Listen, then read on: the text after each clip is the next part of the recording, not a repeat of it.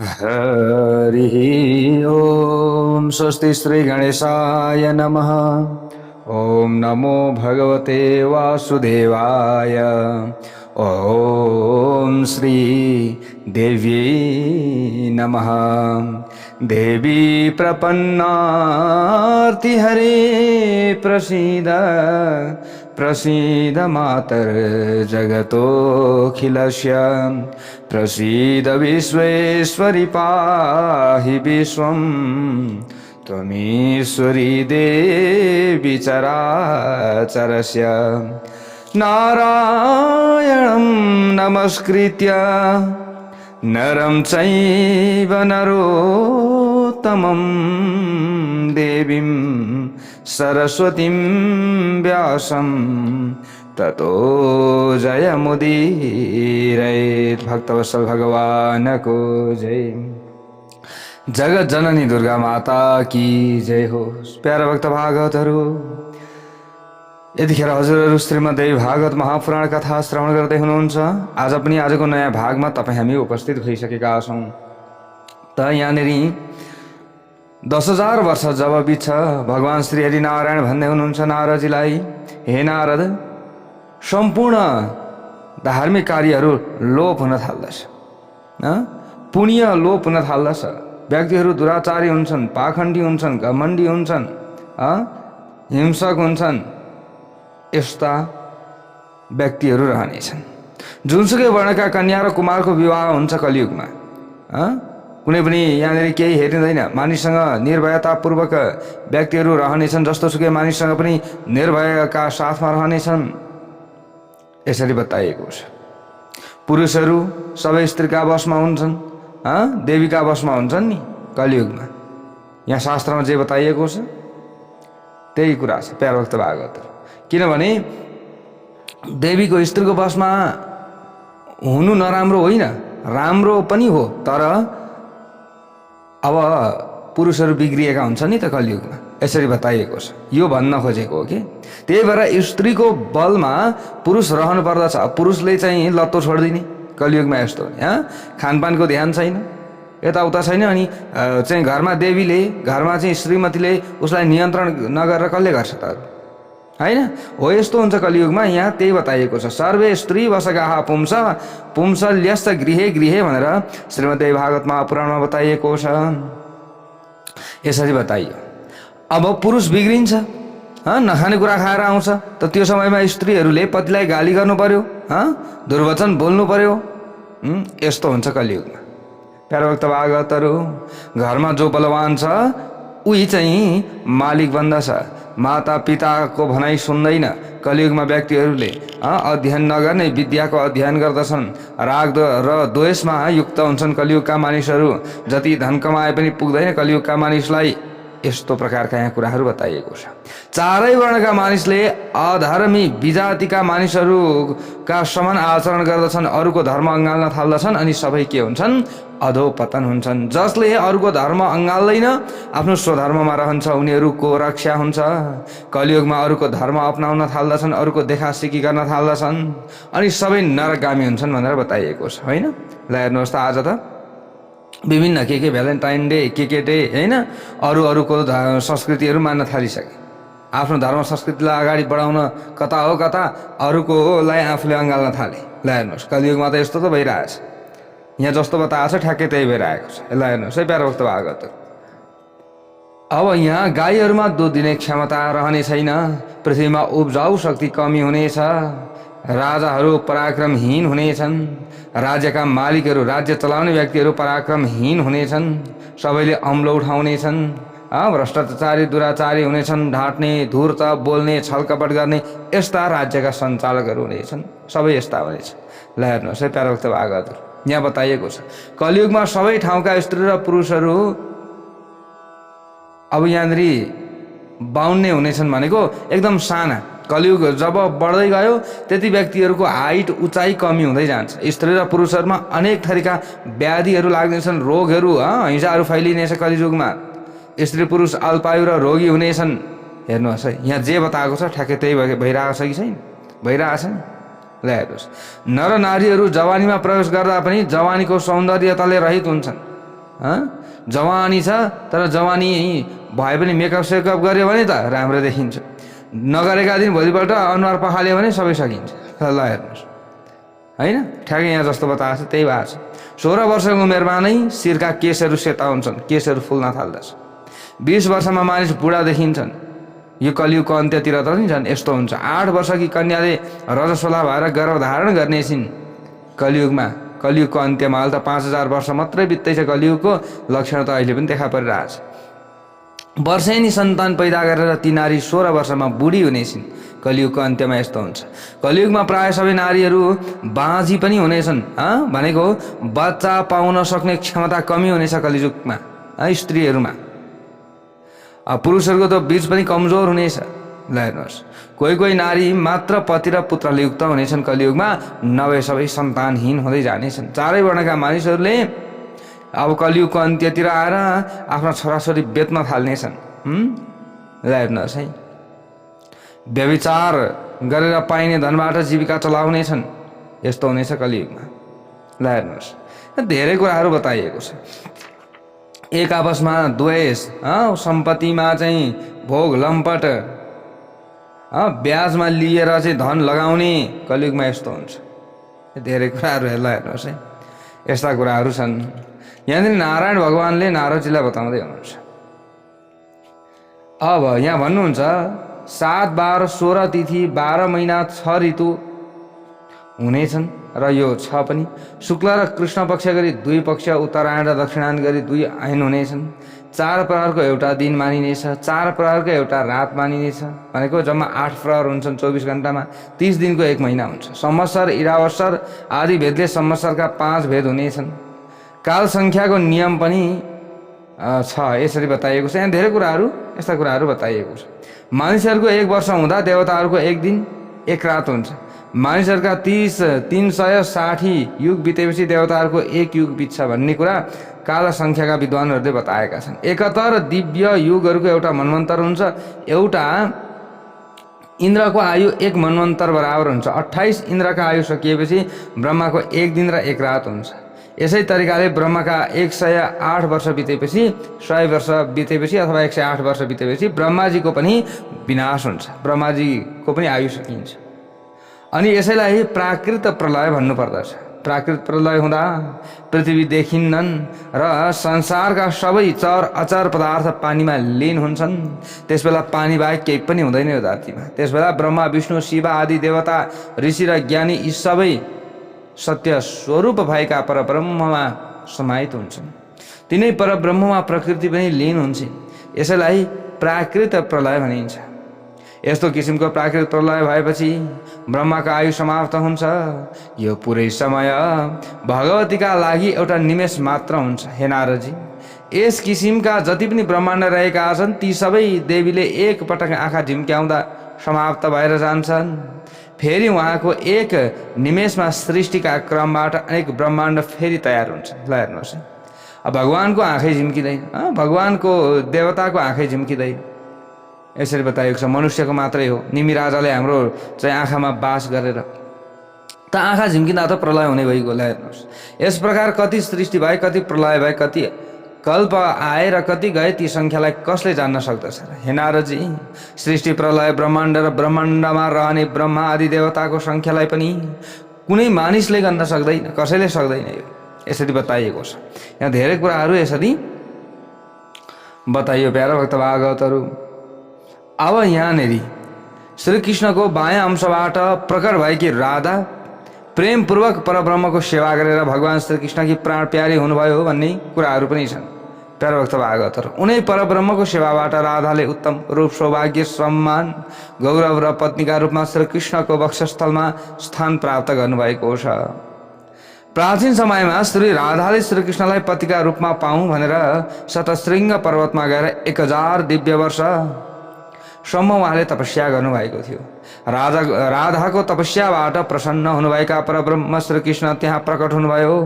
भगवान श्रीकृष्णले चन्द्रमाको कला समान कान्तिले चहकिली राधालाई देखेर उहाँलाई छातीमा टाँसी प्रेमका आँसु बगाउन थाल्नुभयो। त्यस पछाडि राधामाथि कृपा गरेर भगवान श्रीकृष्णले राधालाई सबैका लागि दुर्लभ उत्तम वर दिँदै भन्नुभयो, मेरो छातीमा सधैँ विराजमान भई तिमीले बस्नु, फेरि नित्य भक्त बन्नु र सौभाग्यमान प्रेम अनि गौरवले सधैँ सम्पन्न हुनु भनेर वरदान दिनुभयो। तिमी मेरी सबै पत्नीहरूमा उत्तम पत्नी हुनेछौ, मेरी पटरानीका रूपमा एवं अत्यन्त उत्तम प्रेयसीका रूपमा सधैँ तिमीले प्रतिष्ठा पाउनेछौ। तिमीलाई सर्वोत्तम महिमा मै प्रकृति मानेर मैले तिम्रो स्तुति एवं पूजा गर्नेछु। हे प्राणभन्दा प्यारी राधा, म तिम्रा निमित्त जहिले पनि सुलभ हुनेछु, जसरी भए पनि तिम्रै अधीनमा हुनेछु। यसरी कृष्णले परम सुन्दरी राधालाई वरदान दिएर उनलाई सौतामा हुने भैरभावदेखि मुक्त गराउनु भयो र आफ्नै प्राण प्यारी बनाउनु भयो। हे नारदजी, अरू पनि जुन देवीहरू छन् उनीहरूले पनि परब्रह्ममा मूल प्रकृतिको सेवा गरेर नै पूजा र सम्मान पाएका हुन्। जसले जस्तो तप गरेको थियो त्यसले त्यस्तै नै फल प्राप्त गरेको हो भनेर यसरी यहाँ बताइएको छ। प्यारा भक्त भागवतहरू भन्नुहुन्छ, हे नारदजी, प्राचीन समयमा भगवान शङ्करले 100 मनवन्तरसम्म महाप्रकृति रूपा भगवतीको आराधना गर्नुभएको थियो। ब्रह्माजीले पनि 100 मनवन्तरसम्म महाप्रकृति रूपा शक्तिको नाम जप गर्नुभएको थियो। यसै गरी भगवान विष्णुले पनि 100 मनवन्तरसम्म भगवती मूल प्रकृतिको आराधना गरेर तपस्या गरेर सम्पूर्ण संसारको पालक बन्ने सौभाग्य पाउनुभयो।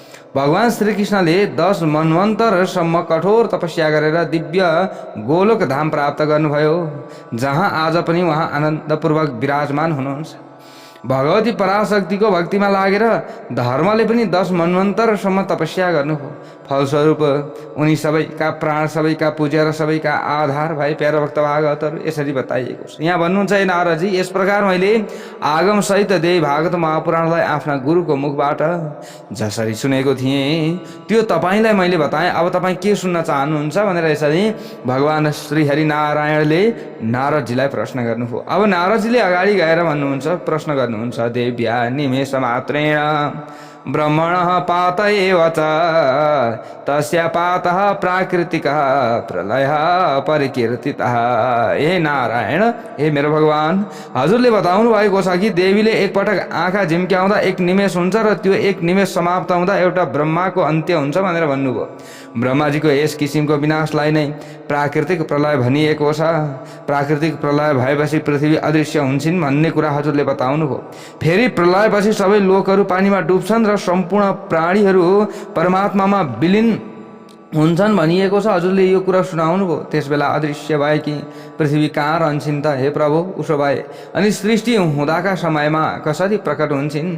पृथ्वी फेरि धन्य मान्य सबैलाई आश्रय दिने र सबै माथि विजय गर्ने कसरी बन्न सक्छन्?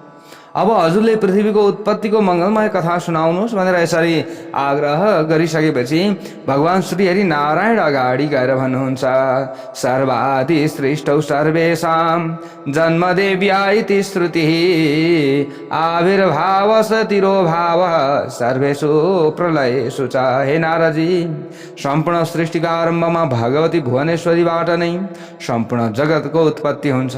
यसरी सबै तत्त्वको भगवतीबाट आविर्भाव र प्रलय हुँदा प्राणीहरूको भगवतीमा नै विलय हुन्छ भन्ने कुरा श्रुतिमा बताइएको छ। अब तपाईले मबाट पृथ्वीको उत्पत्तिको वृत्तान्त सुन्नुहोस्। यो वृत्तान्त सबै प्रकारको मङ्गल गर्ने, विघ्न नाश गर्ने, पाप नाश गर्ने र पुण्यको वृद्धि गराउने किसिमको रहेको छ। केही मानिसहरू भन्दछन् कि मधु र कैटभ नामका दैत्यहरूको बोसोबाट पृथ्वीको उत्पत्ति भएको हो। तर यो भन्दा फरक अर्को मत पनि रहेको छ, त्यो पनि यहाँ तपाईले सुन्नुहोस्। मधु र कैटभ नामक 2 दैत्यहरूले प्राचीन समयमा भगवान विष्णुका साथमा युद्ध गर्दा भगवानको तेजबाट प्रसन्न भएर भने, हाम्रो वध त्यहाँ गर्नुहोस् जहाँ पृथ्वी जलमा डुबेकी हुँदिनन्, त्यो ठाउँमा गर्नुहोस्, अथवा जमिन भएको ठाउँमा। त्यसबेला पृथ्वी जलमग्न भएका कारण राम्ररी देखिएकी थिएनन्। त्यसैले उनीहरूले यस्तो अक्कर थापेर भनेको अक्कर थापेर वरदान दिएका थिए। ल हेर्नुहोस् है प्यारा भक्त भागवतहरू, यो अक्कर थापेरै वरदान दिएका थिए कि हामीलाई यसरी मार भनेर। जब भगवान विष्णुले ती दुवैको वध गर्नुभयो त्यस पछाडि तिनीहरूको मासी धेरै मात्रामा फैलियो। यसैले पृथ्वीलाई मेदिनी नामबाट पुकारिन्छ। मेदिनी ती च विख्याते त्युक्तमे तन्मतं शृणु। मद चर्बीबाट यो ढाकिएका कारणले गर्दा पृथ्वीलाई मेदिनी भनियो।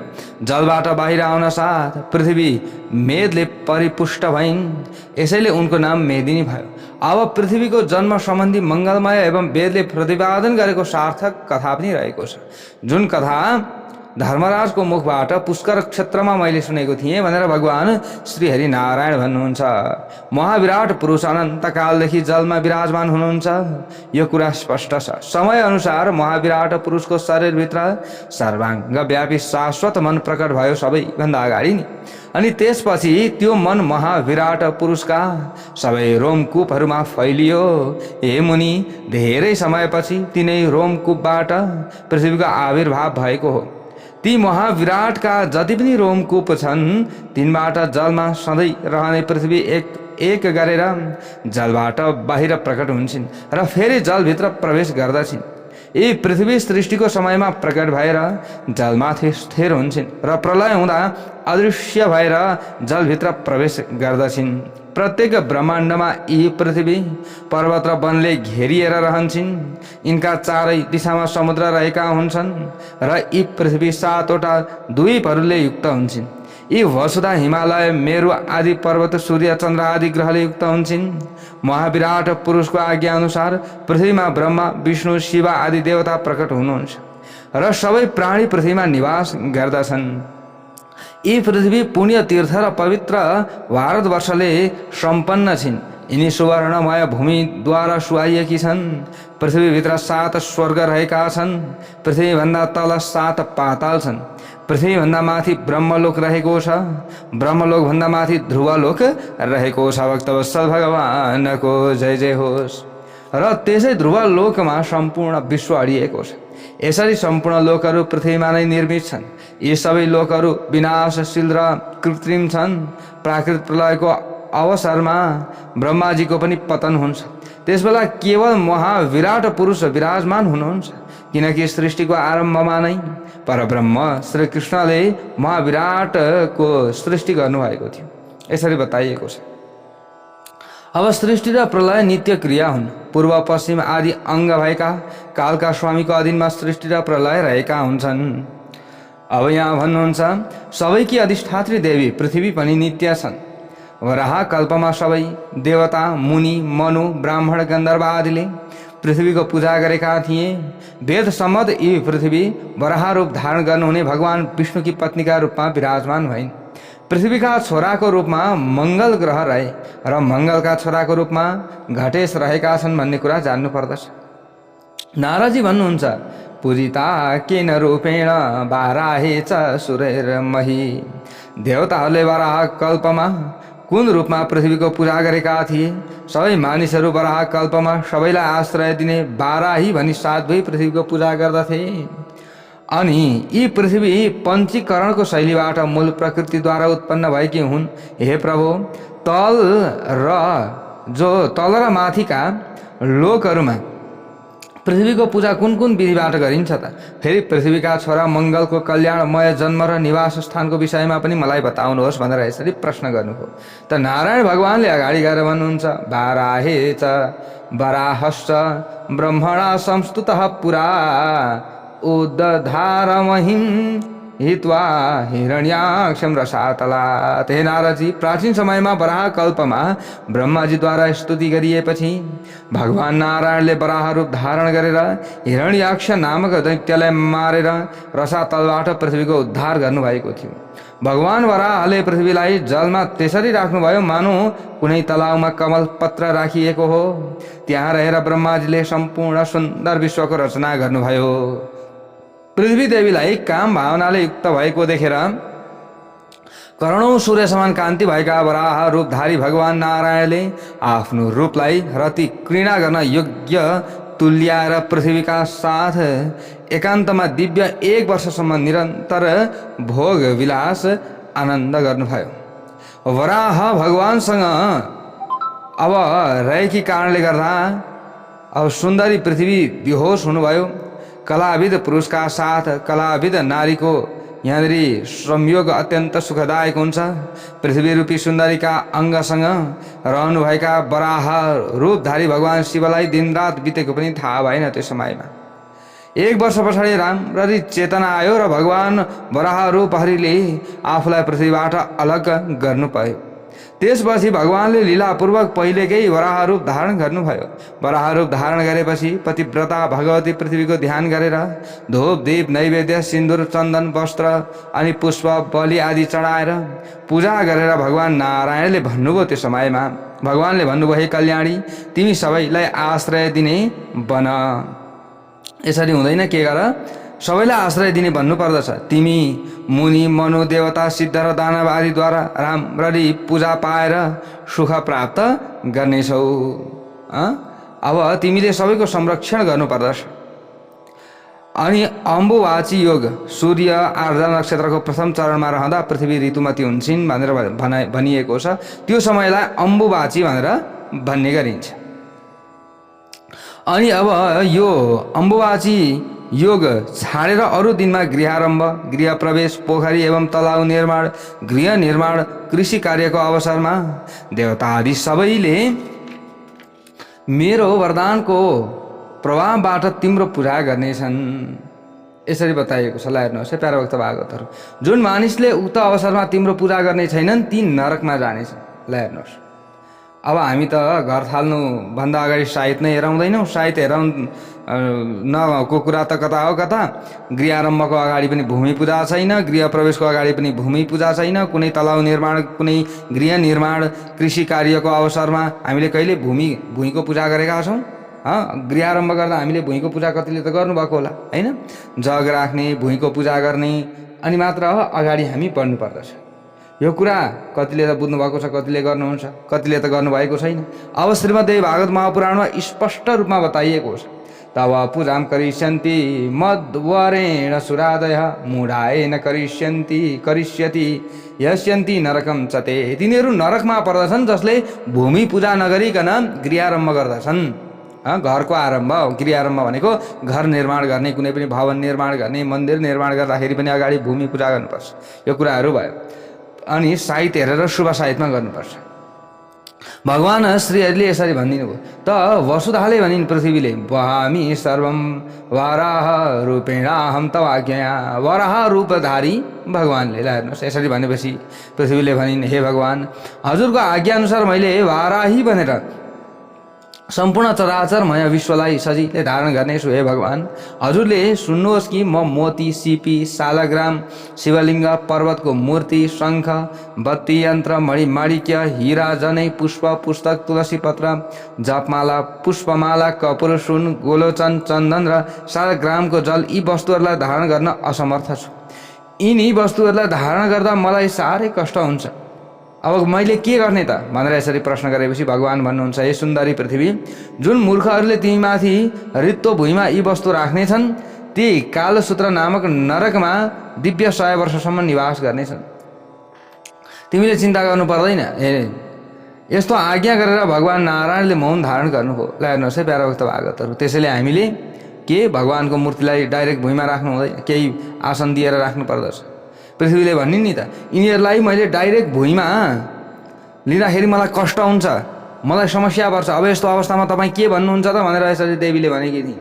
त भगवानले भनिदिनु भयो, डाइरेक्ट भुइँमा यी तिमीले भनेका वस्तुहरू कसैले राखे भने उनीहरू नरकमा पर्नेछन्। यसमा कुनै चिन्ता छैन, यो मेरो नियम भइसक्यो, केही आसनमा राख्नु पर्यो। ल हेर्नुहोस्, त्यसैले हामीले बत्ती बाल्दाखेरि मैले बारम्बार भन्ने गरेको छु नि, बत्ती बाल्दाखेरि अलिकति गोबर राखेर भए पनि अथवा चामलको आसन राखेर भए पनि बाल्नु पर्दछ है, डाइरेक्ट भुइँमा बाल्नु हुँदैन भनेर मैले बारम्बार हजुरहरूलाई भन्ने गरेको छु। अनि जनै लगाएको, कुनै पनि जनै डाइरेक्ट भुइँमा फालिएको छ भने पृथ्वीलाई कष्ट पर्छ, जसले फाल्यो उसैलाई पाप लाग्छ। मणिमाणिक्यहरू, सालग्राम भगवानलाई डाइरेक्ट भुइँमा नफाल्नु आफूले। अब त्यही हो, अब नदीमा भएको सालग्राम त्यहीँ भएको त त्यहाँ छँदैछ, त्यसमा हामीलाई कुनै पनि दोष लाग्दैन। तर हामीले ल्याइसकेपछि चाहिँ फेरि त्यसो गर्नु हुँदैन। शिवलिङ्गलाई पनि डाइरेक्ट हामीले भुइँमा राख्नु हुँदैन। ल हेर्नुहोस् प्यारा भक्त भागवतहरू, त्यसलाई हामीले संरक्षण गरिसकेपछि, आफूले हातमा लिइसकेपछि भुइँमा डाइरेक्ट नराख्नु, यसरी बताइएको छ। तब भगवानले यसरी भनिदिनु भयो। अब यहाँनिर भगवानको आज्ञाअनुसार त्यहाँ रहेका सबै प्राणीहरूले पृथ्वीको पूजा गरे र कर्म शाखामा बताइएको विधिअनुसार ध्यान र स्तोत्रद्वारा भगवतीको ध्यान र स्तुति गरे। त्यस पछाडि भगवतीको मूल मन्त्र उच्चारण गरेर नैवेद्य आदि अर्पण गरे। यसरी तिनै लोकमा पृथ्वीको पूजा र स्तुति हुन थाल्यो। अब भक्तवत्सल भगवानको जय जय होस्। अब त्यस पछाडि पृथ्वीको पूजा भयो नि त सबैतिर। ल हेर्नुहोस् है, अब यहाँ धेरै कुराहरू छन् प्यारा भक्त भागवतहरू। भगवान वराहले सर्वप्रथम भगवती पृथ्वीको पूजा गर्नुभएको थियो, त्यस पछाडि पृथ्वीको पूजा हुन लागेको हो। अब ब्रह्माजीले पृथ्वीको पूजा गर्नुभयो, त्यस पछाडि मुनि मनु मानिसले पृथ्वीको पूजा गरे। यहाँ भन्नुहुन्छ पृथ्वीको ध्यान स्तुति र मन्त्रको विषयमा उपदेश गर्नुभएको छ। ओम राम श्रीम क्लीम वसुधायै स्वाहा, यो मन्त्रले भगवान विष्णुले प्राचीन कालमा पृथ्वीको पूजा गर्नुभएको थियो। यहाँ कसले कुन मन्त्रले कसरी पूजा गर्नुभएको थियो भन्ने कुराहरू यहाँनिर बताइएको छ। भक्तवत्सल भगवानको जय जय होस्। ल हेर्नुहोस्, अब नारदजीले अगाडि गएर भन्नुहुन्छ भूमि दानकृतम पुण्यम पापम तद्धरणेन च परभूहरणात् पापम परकूपे खनने तथा। नारदजीले प्रश्न गर्नुभयो, हे नारायण भगवान, भूमिको दान गर्नाले प्राप्त हुने पुण्यको विषयमा मलाई जानकारी दिएर हजुरले मलाई भूमिको अपहरण गर्दा लाग्ने पाप, जस्तै कसैको भूमि हडपेको छ भने त्यो कस्तो पाप लाग्छ कि लाग्दैन, अरूको चाहिँ सीमा मिच्यो भने कस्तो के हुन्छ, अरूको भूमि लुट्दा लाग्ने पाप, अरूद्वारा खनिएको पानी नभएको कुवालाई चाहिँ पूर्व स्वामीको आज्ञा नलिकन फेरि खन्दा लाग्ने पाप, अनि आम्बुवाचीका दिनहरूमा जस्तै पृथ्वी रजस्वला जस्तै भूमिरज भनेर हामीले भन्ने गर्दछौँ, त्यो दिनमा पृथ्वीमा खनजोत गर्दा लाग्ने पाप, पृथ्वीमा चाहिँ कसैले दिशा पिसाब गर्यो, तेज पतन गरायो, नाङ्गो पृथ्वीमा बत्ती वा आदि राख्दा लाग्ने पाप, अघि जुन जुन पृथ्वीले भनिन् मैले यी चिजवस्तुहरूलाई धारण गर्न सक्दिनँ है डाइरेक्ट राख्दाखेरि भनेर पृथ्वीले भनिन्, ती यसरी राख्दाखेरि हुने पाप, उक्त विषयमा यहाँनिर म हजुरबाट जान्न चाहन्छु। अब त्यो लाग्ने पापको निवारण के हुन्छ कि हुँदैन? वेदका ज्ञाताहरूमा उत्तम भगवान मैले सोधे बाहेक अरू पनि पृथ्वी सम्बन्धी जे जति पापहरू छन् ती बताएर तिनको निराकरणको उपाय पनि बताइदिनुहोस् भनेर यसरी प्रश्न गरेपछि नारायण भगवान भन्नुहुन्छ बीतस्ति मात्र भूमिम च यो ददाति च भारती। हे नारदजी, जुन मानिसले भारतवर्षमा अथवा यो पृथ्वीमा एक भित्ता मात्र पनि जमिन कुनै नित्य सन्ध्योपासना गर्ने पवित्र ब्राह्मणलाई दान गर्दछ भने त्यो मानिस शिवलोकमा प्राप्त हुन्छ। कसैले कसैलाई भूमि दान गर्दछ भनेको सत ब्राह्मणलाई, सच्चा ब्राह्मणलाई, आफूसँग धन सम्पत्ति हुँदा त गर्न सक्छन् नि त, होइन र? अब धेरै जग्गा जमिन छ भने यसरी गर्नेले त गर्छन्। ल हेर्नुहोस्, यसरी भूमि दान गर्दछन्, सत ब्राह्मणलाई भूमि दान दिन्छन् भने ब्राह्मण भनेको यहाँ जन्मेको ब्राह्मण मात्रै होइन, कर्मले ब्राह्मण हुन्छ। मैले बारम्बार भनेको कर्म त्यही अनुसार गर्नु पर्यो अनि पो भइन्छ त, त्यतिकै कहाँ भइन्छ? ल हेर्नुहोस्, अनि सद ब्राह्मणलाई यसरी दियो भने उसले शिवलोकलाई प्राप्त गर्दछ, वैकुण्ठ लोकलाई प्राप्त गर्छ। जुन मानिसले कुनै ब्राह्मणलाई सबै प्रकारका फसलहरूले सम्पन्न भूमि दान गर्दछ त्यो मानिस त्यो जमिनमा रहेका धुलाहरूका कणहरूको सङ्ख्या बराबरका वर्षसम्म भगवान विष्णुको लोकमा निवास गर्दछन्। हो, यो कुराहरू पहिले जानेका थिए, बुझेका थिए। बुझ्ने जान्नेले यसरी भूमि दान गर्थे है। आजभोलि त अब यसो भन्यो भने त मान्छेले उडाउँछन्। फेरि जुन मानिसले ब्राह्मणलाई गाउँ जमिन र धनधान्य दान गरेर दिन्छ त्यस दानको पुण्यबाट दान दिने र लिने दुवै व्यक्ति सबै प्रकारका पापबाट मुक्त भएर भगवती भुवनेश्वरीको धाममा जान्छन्। ग्रामम भूमिम च धान्यम च ब्राह्मणाय ददाति यः सर्व पापात् विनिर्मुक्तौ चोभौ देवी पुरस्थितौ भनेर यहाँनिर यसरी बताइएको छ। अब यहाँ दानका कुराहरू छन्, फेरि अन्यथा चाहिँ हामीले सोच्नु हुँदैन। प्यारा भक्त भागवतहरू भक्तवत्सल भगवानको जय जय होस्। अब यहाँ भूमिदानका कुराहरू धेरै छन्। फेरि अब यहाँ दानका कुराहरू छन्, धेरै दानको कुरा गर्दाखेरि पनि समस्या होला, गाह्रो पर्छ त। यहाँ के दान गर्दाखेरि, कस्तो प्रकारको भूमिदान गर्दाखेरि कस्तो चाहिँ फल प्राप्ति हुन्छ भन्ने कुराहरू यहाँनिर धेरै कुराहरू बताइएको छ। कुवा, जुन मूर्ख मानिस कुनै अर्काको पानी नभएको कुवामा गएर आफ्नो नामबाट अर्को कुवा बनाउँछ। कसैले कुवा खनेको थियो, फेरि उसको नाम मेटाएर आफूले त्यसैमा फेरि कुवा खन्न थाल्दछ भने त्यसले नरकमा जानु पर्दछ, यसरी बताइएको छ प्यारा भक्त भागवत। अब त्यसपछि तप्त कुण्ड नरकमा जान्छन् अरे के।